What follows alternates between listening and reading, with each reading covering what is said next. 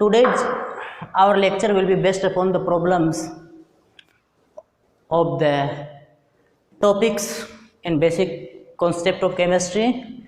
In last 4 or 5 lectures, we have completely studied about the some basic concept of chemistry. For example, empirical formula for molecular formulas, law of chemical compositions, and there are different types of rules. Okay, now so I am going to start the today's lectures. This is problem solutions. This is based upon problem solutions.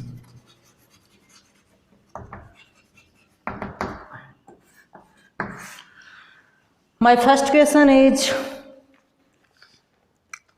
calculate the molarity of the NaOH in the solution prepared by dissolving its 4 gram in NF water to form 250 ml of the solution. एक बार आप question ध्यान से सुन लीजिए. Calculate the molarity of NaOH solution which has been prepared by dissolving its 4 gram in NF water to form 250 ml of the solution. जहाँ तक मैं इस question को समझ पा रहा हूँ, we have to find out the molarity of the solution of NaOH. It's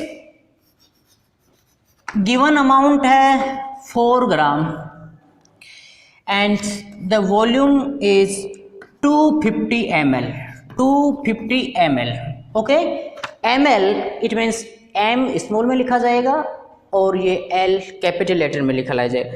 तो अपने को मोलरिटी फाइंड आउट करनी है, तो अपन एक फॉर्मूला जानते हैं कि molarity equal to number of moles of solute. Number of moles of solute upon volume of solution. Volume of solution. अगर ये वॉल्यूम ऑफ सॉल्यूशन मिलीलीटर में है, देन अपन इस फॉर्मूला को काम में लेंगे.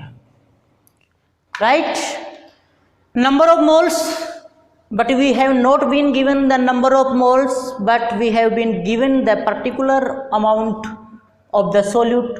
सो to convert the given amount into the number of moles, we divided the given mass upon the molar mass. Then अपना जो फॉर्मूला होगा m equal to number of moles, it means WB upon MB. This is number of moles and volume कितना 250 ml और ये litre में convert करने के लिए इसको अपन 1000 से मल्टीप्लाई कर देंगे. क्लियर फॉर्मूला यहाँ तक? जिस फॉर्मूले को अपने को काम में लेना है. राइट, तो m equal to 4 gram 4 upon MB. NaOH का मोलर मास, सॉल्यूशन किसका है? NaOH का. तो NaOH का जो मोलर मास होता है NaOH यानी 23 plus 16 plus 1, it means 40 gram पर mole. Then 40 into 1000 upon 25. Cancel, ये कैंसिल, ये 4 एंड m इक्वल टू कितना बचा यहाँ पर 4 ग्राम upon 40 into 1000 upon 250 ml solution है ना. क्वेश्चन अपने को देख 250 ml सॉल्यूशन. Okay, 250 ml. तो दिस वन इज, इसको कैलकुलेट 4, तो अपने पास ये आएगा 4 and 1 upon 10, it means 0.1 m. 0.1 m. Clear? 4 से 4 कैंसिल, तो 1 अपॉन 10 हो जाएगा. ये आप इसको एक बार कैलकुलेट करना, ये अपने पास बचेगा नहीं यहाँ इक्वल टू 4, तो 4 इंटू 4 अपॉन 40. 4 से 4 कैंसिल, तो 4/10 है तो 0.4, 4/10 है तो 0.4, ये 4/10 0.4। तो गिवन सॉल्यूशन की जो मोलरिटी होगी वो 0.4 m, right. Second question is the density of 3m solution of NaCl is 1.25 gram per milliliter. Calculate the molality of the solution. Calculate the molality of the solution. आप इसको copy कर लीजिए।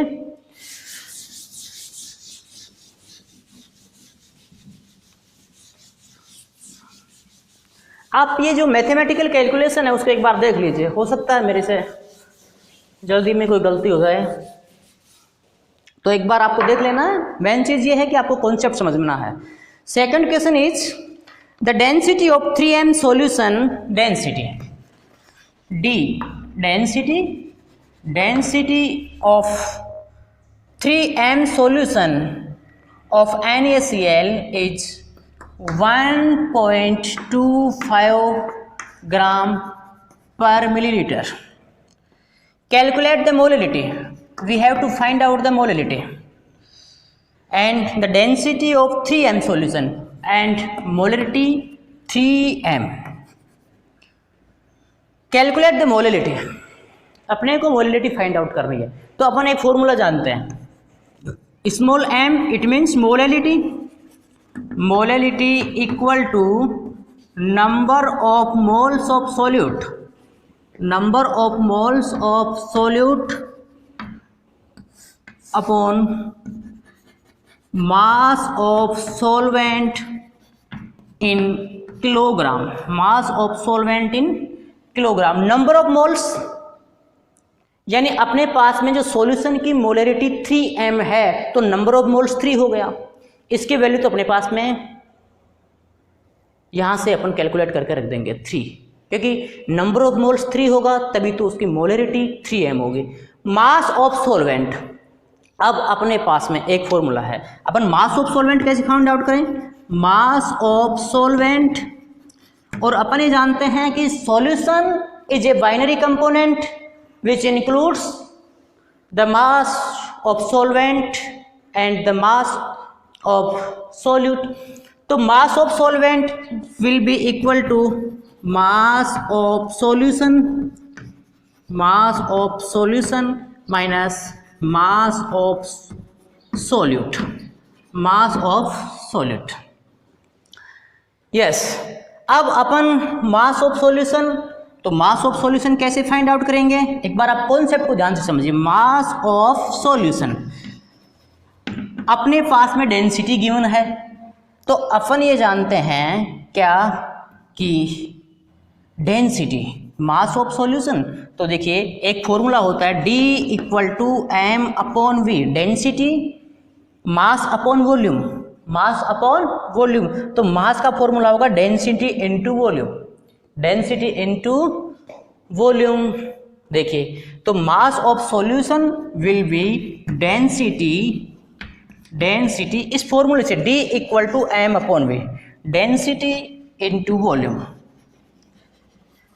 and density is 1.25 gram per milliliter into volume 1000 into volume will be 1000। अब इसको अपन calculate करें तो ये अपने पास में आएगा near about 1250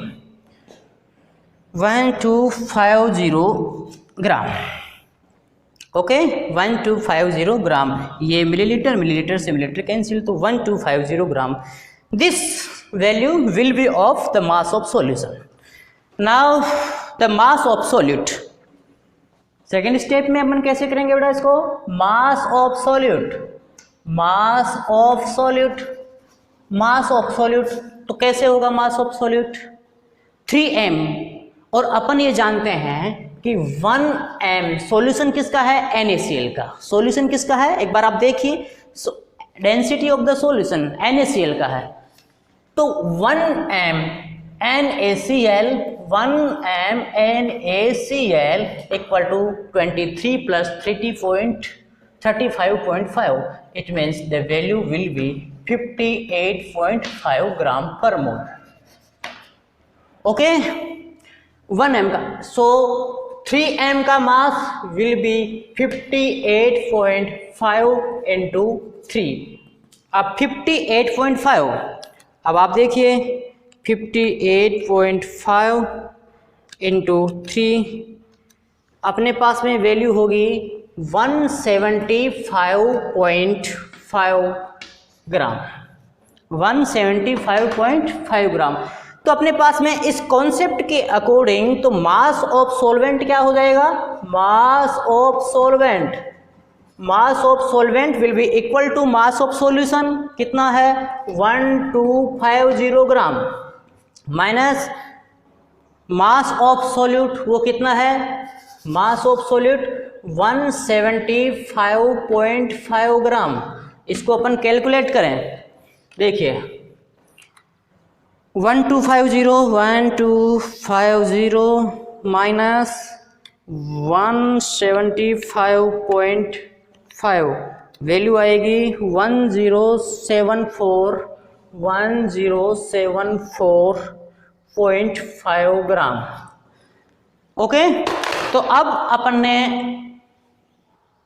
mass of solvent in gram calculate कर लिया है। तो इस फॉर्मूला को इसमें पुटअप करेंगे अपन, तो कैसे इसकी मोलरिटी निकल जाएगी, मोल यानी 3, नंबर ऑफ मोल्स कितना है 3 अपॉन मास किसमें है, ग्राम में।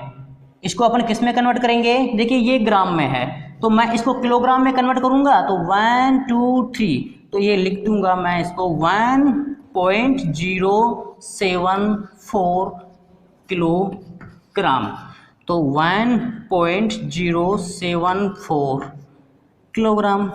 अब अपन ने इसको किलोग्राम में क्यों कन्वर्ट किया, क्योंकि जो मोलेलिटी होती है उसको अपन कैसे डिफाइन करते हैं, the number of moles of solute dissolve into 1 kilogram of solvent. तो अपने पास में सोलवेंट ग्राम में आया तो अपन ने इसको किलोग्राम में कन्वर्ट कर लिया। अब इसको अपन सोल्व करते हैं, तो ये आएगा 3 डिवाइडेड बाई 1.074, तो वैल्यू आ जाएगी 2.7938 इसकी मोलेलिटी होगी। ठीक है, इसकी मोलेलिटी सॉल्यूशन की हो जाएगी। ओके, कैलकुलेट कर लोगे आप। Calculate the mass of sodium acetate. Fourth question है calculate the mass of sodium acetate, mass of sodium acetate. Calculate the mass of sodium acetate required to make 500 ml of, तो volume 500 ml of 0.375 molar equation solution और molarity 0.375 m। Molar mass of solution acetate is, and the molar mass of solution sodium acetate is 82.024 gram पर मोल। Question को समझने की कोशिश करिए कि मास of sodium acetate, यानी कि मैं ये कहूँ आपको कि अपने को यहाँ पर सोल्यूट का मास फाइंड आउट करना है। वो एक सॉल्यूशन बनाया हुआ है जिसका वॉल्यूम 500 मिलीलीटर है और उस सॉल्यूशन की मोलरिटी ये गिवन है और सोल्यूट का जो मोलर मास ये है। सिंपल फॉर्मूला, ये एक मोलरिटी का फॉर्मूला होता है WB यानी given mass upon molar mass into volume 500 millilitre और इसको 1000 से मल्टीप्लाई करेंगे। अपने पास में सिर्फ WB गिवन नहीं है तो अपन WB को यहाँ से कैसे निकाल सकते हैं, M into MB, M into MB into 500 upon 1000। Upon 1000। इसका मैं यदि सिंप्लीफिकेशन करूं तो मैं यहाँ से हटा दूंगा 500 को और यहाँ पर 2। ओके, m इंटू एम भी ये हो जाएगा। सिंपल। मोलरिटी की वैल्यू निकालनी है। मोलरिटी कितनी है? 0.375 into molar mass M B 82.024 gram पर मोल और 2। सिंपल। कैलकुलेट कर लेंगे इसको। आप इसको कैलकुलेट कर लेना, आंसर आ जाएगा। पूरा इसको कैलकुलेट करेंगे अपन तो अपने पास में जो है वो आंसर आ जाएगा कि इतने ग्राम को। मुझे थोड़ा टाइम लगेगा, आप इसको इजीली कैलकुलेट कर लोगे बेटा, क्योंकि अपने पास में फॉर्मूला है molarity equal to given mass upon molar mass. इसको नंबर ऑफ मोल्स में कन्वर्ट कर लेंगे इनटू वॉल्यूम कितना है 500 मिलीलीटर, तो इसमें लीटर में कन्वर्ट करने के लिए 1000 से मल्टीप्लाई कर देंगे। अब अपने को डब्ल्यू भी कैलकुलेट करना है तो M B into M into 500 और अपॉन ये 100 नीचे तो ये 2, सॉरी 1000 नीचे ये 2। इसको कैलकुलेट करोगे तो अपने पास में ये गिवन अमाउंट यानी कि कैलकुलेटेड अमाउंट ऑफ सोल्यूट आ जाएगी कि इतनी मात्रा को अपन जब 500 ml या इतनी अमाउंट को अपन एक enough amount of distilled water या एनफ अमाउंट ऑफ सॉल्वेंट में डिजोल्व करते हैं तो जो बनने वाला सॉल्यूशन होगा उसकी मोलरिटी अपने पास में होगी कितनी?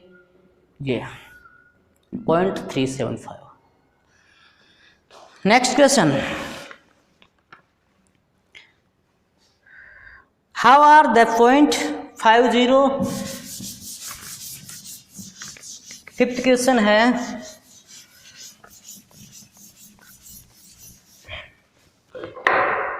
Question fifth is how are the 0.50 mole 0.50 mole Na2CO3 and 0.50 m Na2CO3। Question ये है कि अपने पास में एक सब्सटेंस है अमाउंट की 0.50 मोल Na2CO3 और दूसरा स्टेटमेंट ये है कि 0.50 कैपिटल M यानी मोलरिटी, यानी कि ये अपने पास में सॉल्यूशन है। तो दोनों में डिफरेंस क्या है? डिफरेंस ये है कि 0.50 मोल Na2CO3, इसका मतलब ये हुआ कि half mole equal to half mole of Na2CO3, half mole of Na2CO3। और अपन ये जानते हैं कि 1 मोल ऑफ Na2CO3 इक्वल टू क्या होगा? 2 इंटू 23 प्लस 12 प्लस 48। 48 क्यों? 16 इंटू 3। इसका कितना हो जाएगा बेटा? मोलर मास 46 प्लस 12 प्लस 48 60 106 आएगा मेरे हिसाब से। ओके, 48 प्लस 12 यानी कि 60 प्लस 106 ग्राम पर मोल 1 मोल में, यानी कि 1 मोल में 106 ग्राम पर मोल है। तो हाफ मोल इसका मतलब इसका हाफ कर देंगे तो 53 ग्राम ऑफ Na2CO3 ये हुआ। तो इस स्टेटमेंट का मतलब तो ये हुआ कि ये हाफ मोल है और हाफ मोल में अपने पास में 53 ग्राम ऑफ Na2CO3 है, यानी 1 मोल में इतना होता है। देख लीजिए, इसको कैलकुलेट कर लीजिए आप, ये कहीं कहीं करेक्शन हो सकता है, आप इजीली ध्यान दे लीजिए। 46 प्लस 12 प्लस 48 ये 1 मोल का हुआ तो हाफ मोल का। सेकेंड स्टेटमेंट जो अपन देखते हैं, सेकेंड स्टेटमेंट में ये लिखा हुआ है कि 0.50 कैपिटल M ऑफ Na2CO3, यानी ये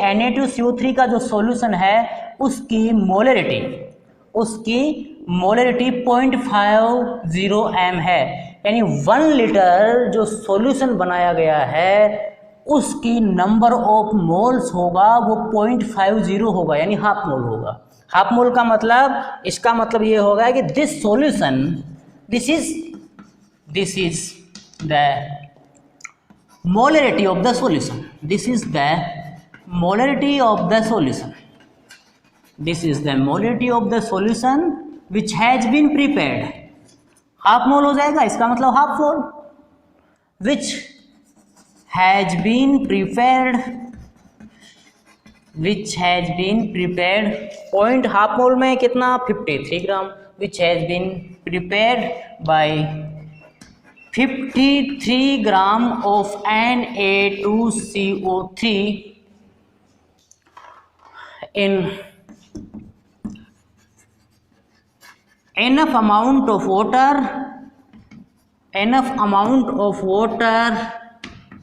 to make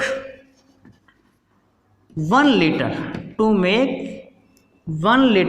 of Na2CO3 solution। Okay, this is molarity and this is amount. Clear है? क्योंकि ये कैपिटल एम है तो ये मोलरिटी को शो कर रहा है, और ये किसी भी सॉल्यूशन की जो कंसंट्रेशन को अपन मेजर करते हैं वो मोलरिटी में, तो इसके स्टेटमेंट के बेस पे अपन ये लिख सकते हैं और इस स्टेटमेंट के बेस पे अपन ये लिख सकते हैं। नेक्स्ट क्वेश्चन देखिए, इसको मैं रब कर रहा हूं, आप उतार लीजिए। 6th क्वेश्चन है, calcium carbonate reacts,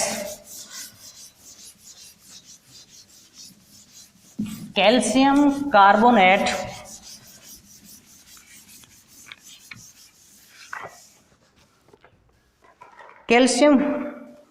carbonate reacts with aqueous hydrochloric acid. देखिए question, calcium carbonate reacts with hydrochloric acid to give, ये 2HCl ले लेता हूं, CaCl2 plus H2O plus CO2। Calcium carbonate reacts with concentrate hydrochloric acid according to this equation। What mass of CaCO3 is required to react completely? इस question को आप ध्यान से पढ़ना। What mass is required? What mass is required of CaCO3 to react completely with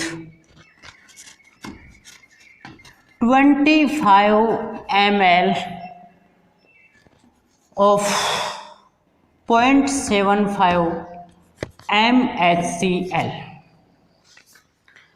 question ये है कि इस रिएक्शन में कैल्शियम कार्बोनेट की कितनी अमाउंट रिक्वायर्ड होगी, जो कंसनट्रेट HCl का जो सॉल्यूशन है, यानी कंसनट्रेट HCl के 25 ml सॉल्यूशन से रिएक्ट होने के लिए कैल्शियम कार्बोनेट की कितनी अमाउंट रिक्वायर्ड होगी। यदि उस HCl के सॉल्यूशन की जो मोलरिटी है वो 0.75 m है।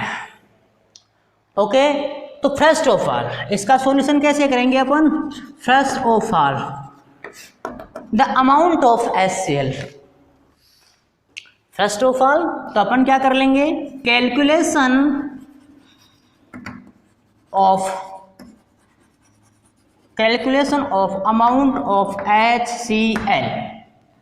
ओके, अब जब मोलरिटी गिवन है, वॉल्यूम गिवन है, तो अपन इजीली अपन अमाउंट कैलकुलेट कर सकते हैं मोलरिटी के फॉर्मूला के बेस पे। क्यों? क्योंकि molarity equal to given mass upon molar mass into volume, और मिलीलीटर में है तो यहाँ पर 1000, सिंपलेस्ट फॉर्मूला। अब अपने को HCl की पहले, क्योंकि जब तक अपन HCl की अमाउंट फाइंड आउट नहीं कर लेंगे तब तक इस इक्वेशन के बेस पे अपन CaCO3 की अमाउंट फाइंड आउट नहीं कर पाएंगे। तो इसलिए इस स्टेटमेंट के बेस पे अपने को HCl की अमाउंट फाइंड आउट करनी पड़ेगी। तो यहाँ से देखिए WB इक्वल टू क्या, MB, WB equal to M into MB, WB equal to M into MB into volume millilitre में अपॉन क्या 1000।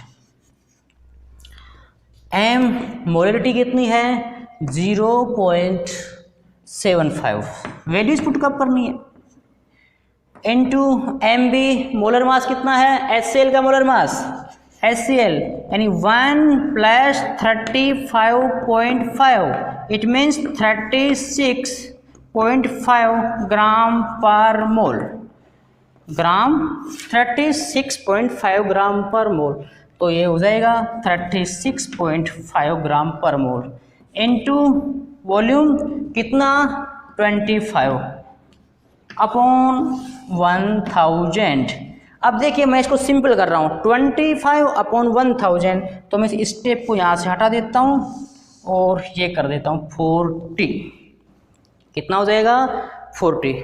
अब अपन इसको कैलकुलेट कर लेंगे, अपने पास में कैलकुलेटर है, no tension, 0.75 into 36.5 equal to ये आया 27.375 है, यानी कि 38 डिवाइडेड बाई 40,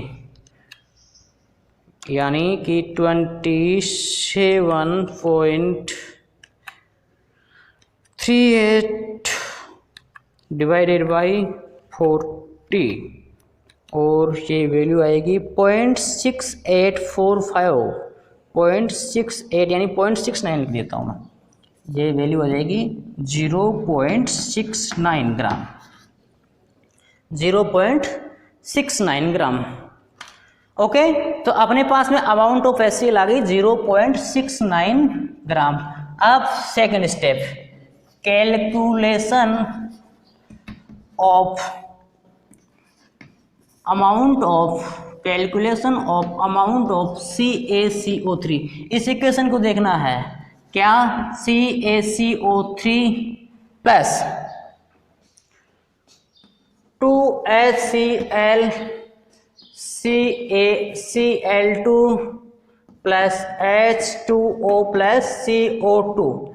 अब अपने को CaCO3 की अमाउंट देखनी है, तो ये कितना है पूरा देखना है। अगर वॉल्यूम से लें तो 1 वॉल्यूम 2 वॉल्यूम, तो कैल्शियम 40 प्लस 12 52 एंड 48, तो ये हो गया 100 ग्राम, 100 ग्राम प्लस HCl का मोलर मास 36.5 और 36.5 मल्टीप्लाई बाई 2, तो ये हो जाएगा 73 ग्राम। ये कितना है 73 ग्राम।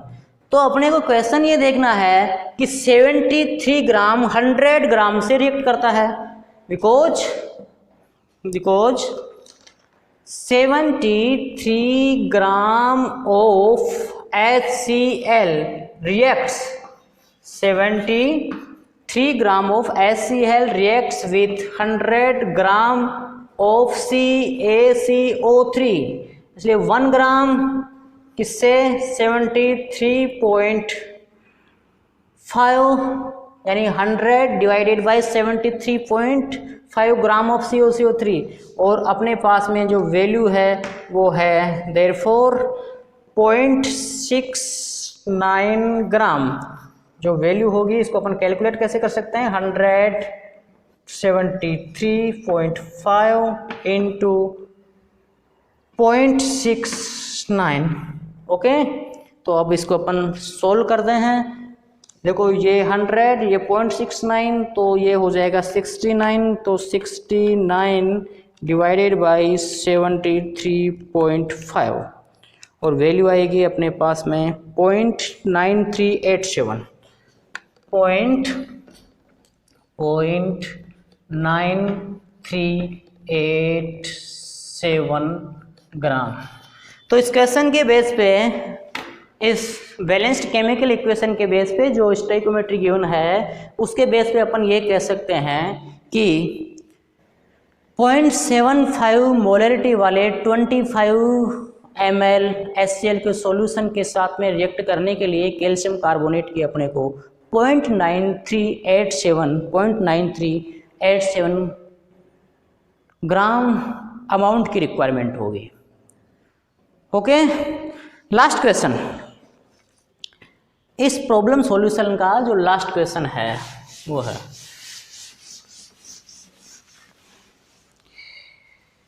N2 and H2।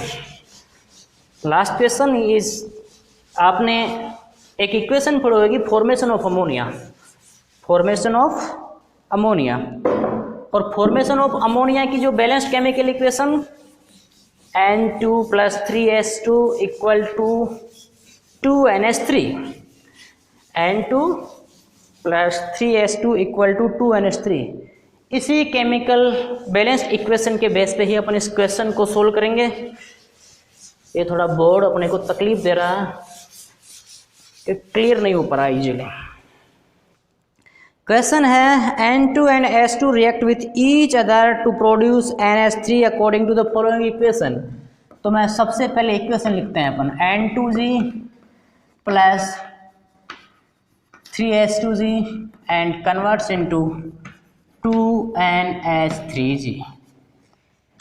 okay, calculate the mass of NH3 produced if, calculate the mass of NH3 produced if 2.00 into 10⁻³ gram of N2 reacts with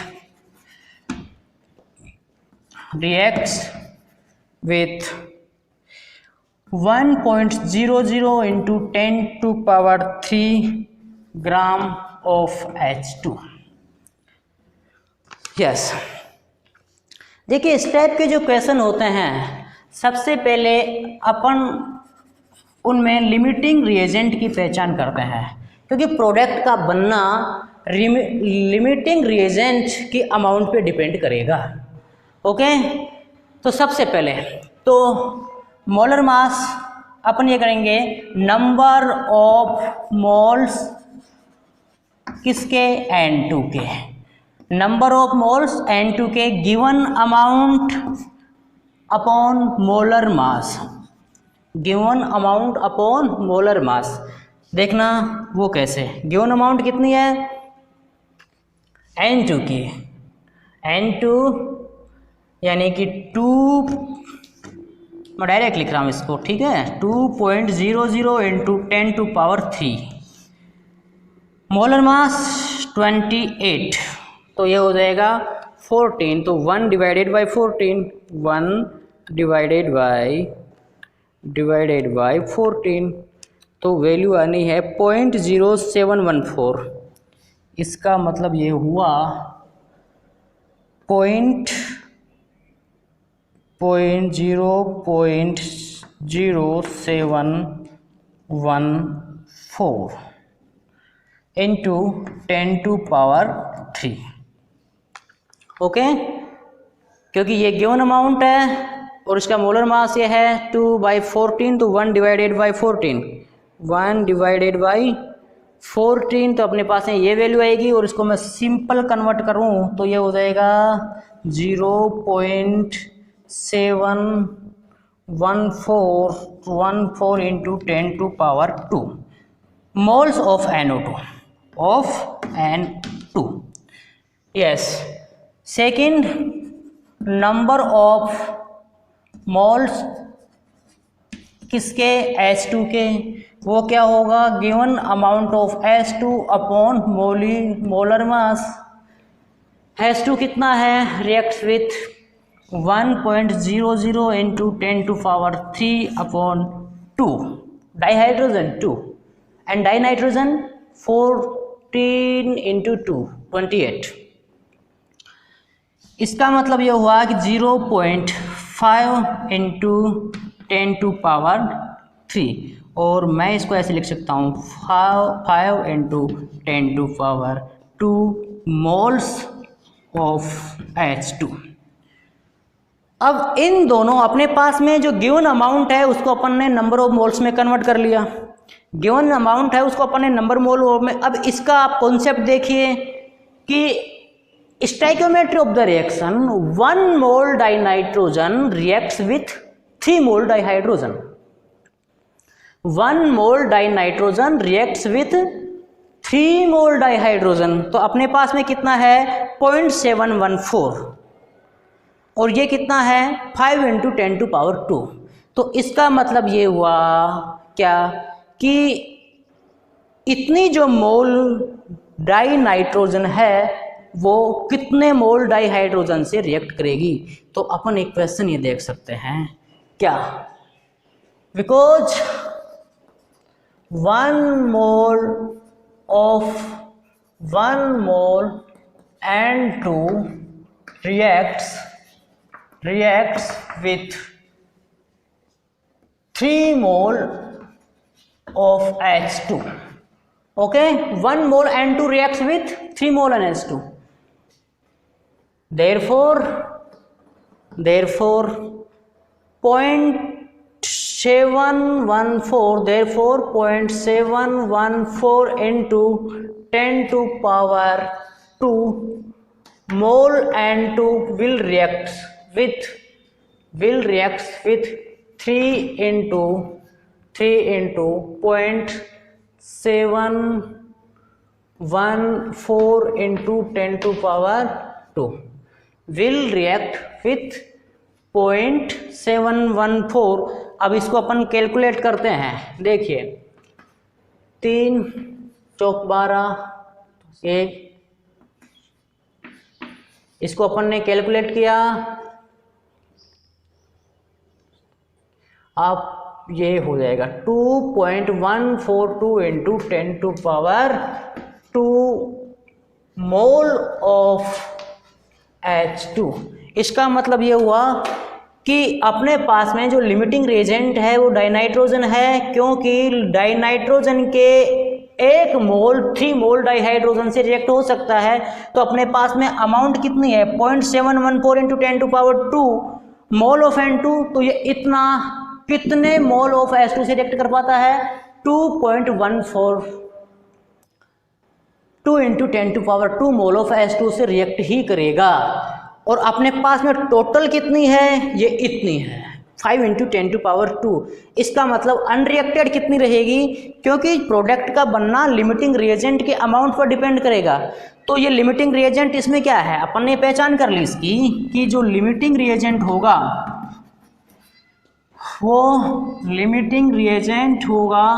वो होगा डाइनाइट्रोजन। तो डाइनाइट्रोजन के अमाउंट पे डिपेंड करेगा। The formation of ammonia will depend upon the amount of dinitrogen. Okay, तो वो इतना ही बना पाएगा। अब अपन ये देखते हैं कि 1 मोल डाइनाइट्रोजन 2 मोल अमोनिया प्रोड्यूस करता है। तो इतना मोल कितने अमोनिया प्रोड्यूस करेगा। तो अपन ये देखते हैं कि because 1 mole of dinitrogen reacts with 1 mole of dinitrogen produce with 2 mole of ammonia. 1 mole of dinitrogen produce 2 mole of ammonia. Therefore 0.714 into 10⁻² mole of dinitrogen will produce। तो ये हो जाएगा अपने पास में 2 इंटू 0.714 इंटू 10⁻²। इट मीन्स जो value अपन obtain करेंगे ये वैल्यू 1 2 3 ये वैल्यू अपन जो ऑब्टेन करेंगे वो होगी अमोनिया की into 10 to power 2. This will be amount of obtaining ammonia 1.4 to 10 into 10 to power 2 ammonia. Right?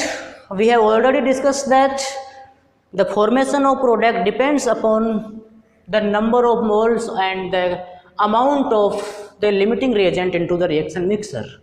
And we know that in this reaction N2 is the limiting reagent, so the formation of ammonia will depend upon the amount of dinitrogen. Okay, on this basis of calculation we can say that 0.714 into 10 to power 2 moles of dinitrogen will produce 1.428 into 10 to power 2 mole of ammonia. 2 mole of ammonia. यदि इसको अपन ग्राम में convert करना चाहिए, amount in ग्राम में convert करना चाहिए, तो 1 मोल ammonia का वेट कितना होगा 17. तो 70 into 1.428 into 10 to power 2 gram, ये ग्राम में अमोनिया की अमाउंट होगी. Now we have to find out the unreacted amount of dihydrogen. तो अनरिएक्टेड अमाउंट मैं यहाँ पर लिख देता हूँ इसको. अनरिएक्टेड कितनी होगा, टोटल अमाउंट कितनी है 5 इंटू 10 टू पावर 2 माइनस अपने पास में काम कितनी आएगी 2, यानी कि 2.142 इंटू 10 टू पावर 2 इसमें कंज्यूम हो जाएगा. ओके, तो अब इसको कैलकुलेट कर लेंगे. 5 minus 2.142, then we will finally obtain 2.858. It means 2.858 into 10 to power 2 gram of H2. Finally we will obtain the unreacted amount of dihydrogen 2.858 into 10 to power 2 gram of dihydrogen. Okay, so this question yani such type of question will be solved upon the basis of the limiting reagent. First of all you have to find out the presence of limiting reagents. Okay, after this you have been given the amount of solute amount of reactant into the gram. You have to convert them into the number of moles, and on the basis of balanced chemical equation you have to find out upon the basis of mole concept, so which gram of the reactant will react with the other reactant. Okay, so now you can find out all the information that question asked. ठीक है, equation मैं फिर से repeat कर रहा हूँ. Determine the empirical formula of an oxide of iron which has 69.9% iron and 30.1% dioxygen by mass. ये question just अभी मैंने एक्सप्लेन किया था. आपको ये कॉन्सेप्ट ध्यान में रखना है कि इस क्वेश्चन में सिर्फ ऑक्सीजन लिखा हुआ है या फिर डाइऑक्सीजन लिखा हुआ है. ठीक है बेटा, तो उसके बेस पे अपन एम्पेरिकल फॉर्मूलाज कैलकुलेट कर सकते हैं, और परसेंटेज है तो उसको अपन ग्राम में कन्वर्ट कर लेंगे, फिर उसको नंबर ऑफ मोल्स में कन्वर्ट कर लेंगे, फिर उसका एक सिंपल होल रेशो निकालेंगे, और सिंपल होल रेशो निकालने के बाद में अपन एम्पेरिकल फॉर्मूला फाइंड आउट कर लेंगे. ओके, तो आज के लेक्चर में अपन सिर्फ इतना ही पढ़ेंगे. आपको अपने एनसीईआरटी कॉन्सेप्ट्स के बेस पे इनको सोल्व करना है. एनसीईआरटी के जो टेस्ट एक्सरसाइज है उसमें जो गिवन है उसी के बेस पे सोल्व करना. Okay, thank you.